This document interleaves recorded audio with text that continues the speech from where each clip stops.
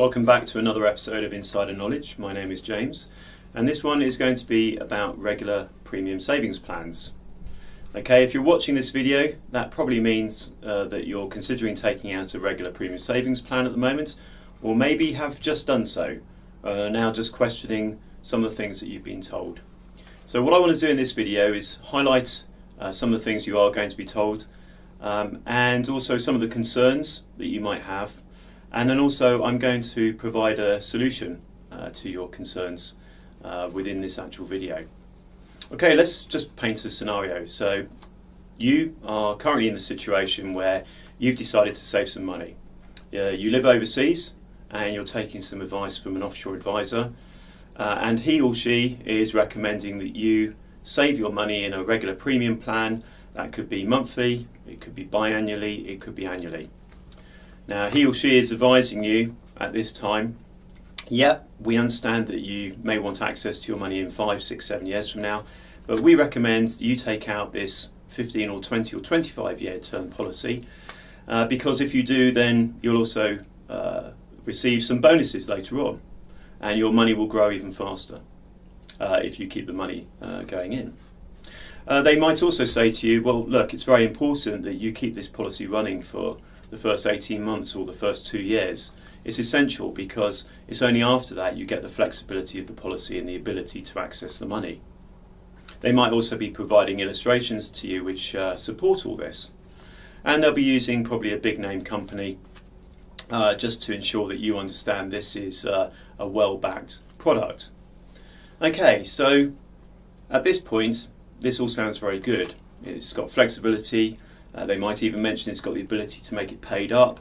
They will offer good illustrative returns over the 10, 20, 25 years.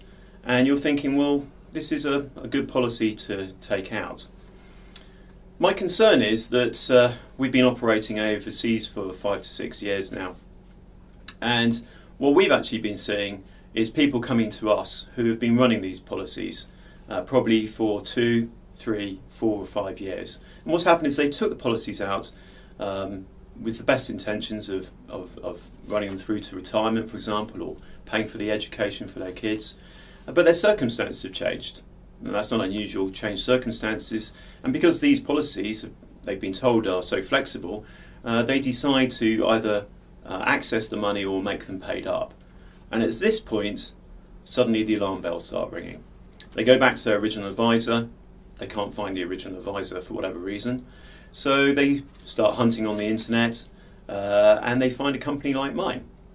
And they decide that it's a really good idea if we go and talk to this company, whichever company it is, about how we can access this money. And then we have to give them the bad news. Because the truth is, the reason why the advisor originally recommended such a long term, even if it wasn't warranted, was because the advisor is paid a commission which is directly linked to the term of the policy. So if the term of the policy was 5 years, okay, and then the term of the policy was 25 years, the advisor gets paid 5 times as much money for the 25-year policy as the 5-year policy. So the incentive is there for the advisor to ensure that the recommendation is for a longer term policy. Secondly, the advisor is paid the money up front. He or she receives a commission, and that commission is linked to the length of term of the policy, as I've just said, the contributions to the policy. And it means that when they get paid that commission, it often amounts to roughly the first 18 months of a policy, of any policy with a term of 20 years or more. So what that means is for the first 18 months you're paying into your policy, you're actually funding the commission payment that's been made to your advisor for recommending the policy. And what does that actually mean? It means that when you want to access your money, you can't. Because your money, although it appears on a statement right in front of you, there's a statement saying, I've invested X and it's now worth Y. When you want Y, you can't get it. And you can't get it because the plan takes out all the charges and product charges that have already been paid to your advisor, and also to the company that took the plan, that you took your plan out with. What that really means is your first 18 months, 2 years of contributions have gone. They're worthless. And this is what we encounter time and time and time again overseas. People coming to us saying, but I've saved $60,000 into this policy and it's worth now $11,000 if I want to take the money out. So what's the solution to this problem? The solution to the problem is obviously don't pay a commission, and that means don't use these product providers.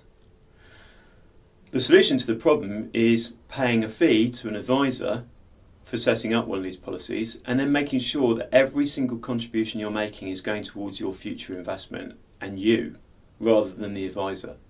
That's the solution. Is it possible to get that solution? Of course it is, otherwise I wouldn't be standing here now. So you come and talk to a company that's fee-based, such as ours, and you pay us a fee and we set up a plan. Every single contribution you make to that plan is invested on your behalf. If you want your money back in 6 months from now, or 12 months from now, 3 years from now, or 20 years from now, you will get whatever the plan has actually grown to, subject to investment growth. And you have full access. So there's no penalties, there's no surrender charges. You want to stop contributing to your plan? You can make it paid up. Let's look back at one of these other plans, a real life case. A client comes to us, he's 4.5 years into the plan, he wants to make it paid up because he's been made redundant. Plan provider says, yeah, no problem, you can make it paid up. One slight problem, the paid up charges then increased on the plan. So they're taken away. So in other words, future charges that would have incurred by him making contributions are still being taken, even though he's not making the future contributions. His plan now is having to grow at something like 20% per annum just to match all the charges. The reality is that he isn't going to get much money back if he leaves the plan paid up for any length of time. So yes, you can talk about paid up, and you can talk about flexibility, but the reality is if you contribute to a plan which is commission based, then all of these things are just that, talk. There is no reality behind them. You're going to be in a position in the future where you haven't got access to the money that you've been saving. If you want to avoid that, you're going to have to come and talk to a fee-based company. Okay, I'm going to finish now with an appeal to the industry itself. The industry itself is encouraging this behaviour. The industry is encouraging advisors, sometimes with little knowledge, sometimes brand new advisors, and sometimes very experienced advisors, unfortunately, to take out these long-term policies because the industry will pay you more to take out one of these policies. I think the industry has to stop doing that.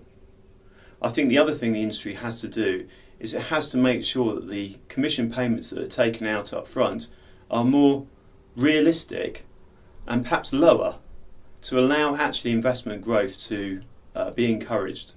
The trouble is, for one provider to do this within the industry, it's almost like committing suicide. Unless you get all of the providers willing to do this at roughly the same time, it's not going to happen. Now, it did happen in the UK, but that was because of regulation. So in the UK, these plans may still be available. I'm not sure if they're available in the UK or not, to be honest. What I do know is not a single one of them is sold in the UK anymore, not in this way anyway. There is some reasons why you might want to take out a regular savings plan like this in the UK, but certainly not on the basis of the ones that are sold overseas. So really this move has to come either via regulation, which is highly unlikely when you're looking at a global market, or it has to come from the providers. And I think those providers should be taking action now, because what's happening is that whilst there are a few people that do actually maintain these policies for 15, 20 or 25 years, the vast majority of people don't.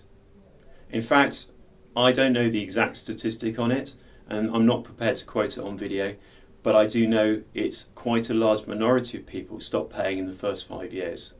And nearly all of them are losing nearly all of their money. And I don't think that's right. So, if you're watching this video now, and you're thinking about taking out a regular premium savings plan, and you've been told the things that I've told you in this video, and you still want to go ahead and do it, fine. You understand the risks, you understand that you need to maintain this policy for its term.